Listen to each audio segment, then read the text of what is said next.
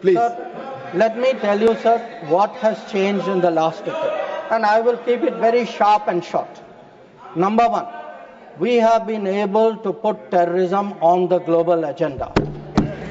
We have every forum, BRICS ho, Quad ho, SCO ho, bilateral ho. Today, if terrorism is on the global agenda, it is due to the efforts of the Modi government. Number two, sir, we were able to get Masood Azhar and Abdul Rahman Makki, two notorious terrorists, sanctions placed under the sanctions of the UN Security Council 1267. Three, sir, we were some years ago members of the Security Council. We were able to hold a Security Council meeting at the venue of terrorism attack, that is the Taj in Mumbai. That event had a huge impact about global consciousness on terrorism. Fourth, we were able, through bilateral agreements and understandings, get back terrorists from key countries who have been sent back to India under extradition agreements. And I remind you here, sir, that Tahavur Rana, who was wanted for 2611, finally has been brought back by the Modi government to India, who is today facing trial in this country.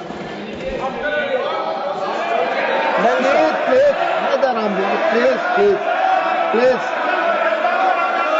We have exerted. Please listen peacefully. Sanjay ji, please listen. Please listen. We have exerted huge pressure on Pakistan through the FATF process. We have convened and we actually had a conference of no money for terror. We have today joined this effort at blocking, identifying financials of terrorists. We were, sir, able to get the Resistance Front listed as a global terrorist organization. And, sir, I would like to inform the House that the monitoring team of the UN has submitted its 36th report of the Analytical Support and Sanctions Team.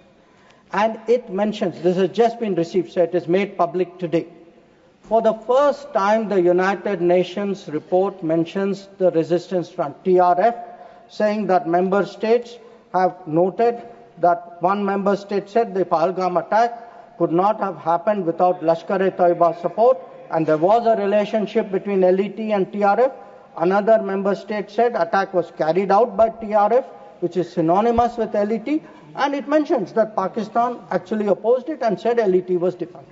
So we were able to get into UN a recognition that TRF today is a proxy for the LET and is responsible for Pahalgam. Now, sir, sometimes it is asked, saying, well, these are declarations, what do they matter?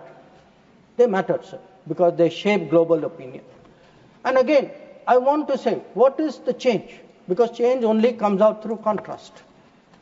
Yesterday, sir, one honorable member made a reference to BRICS. We just had a BRICS meeting. For the first time, we were able, in a BRICS meeting, to get an explicit reference to a terrorist incident. It says here, the BRICS countries, sir, that we condemn in the strongest terms the terrorist attack in Jammu and Kashmir on 22 April, and we reaffirm our commitment to combating terrorism in all forms and manifestations, including cross-border terrorism.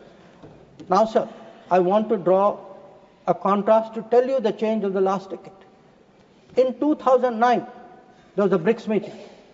It was the first BRICS meeting after the Mumbai 2611 attack. There is not even a reference to Mumbai in that BRICS committee.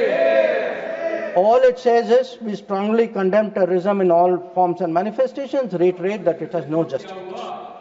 So today, sir, when people say, okay, where was Indian diplomacy?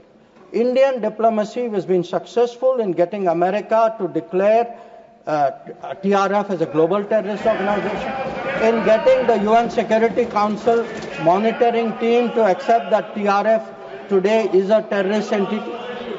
in getting BRICS, which is There is no composed running of some commentary, very Sanjay. No.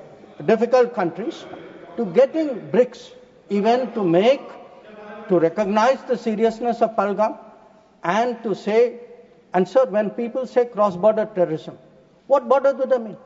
Does this have to be spelled out?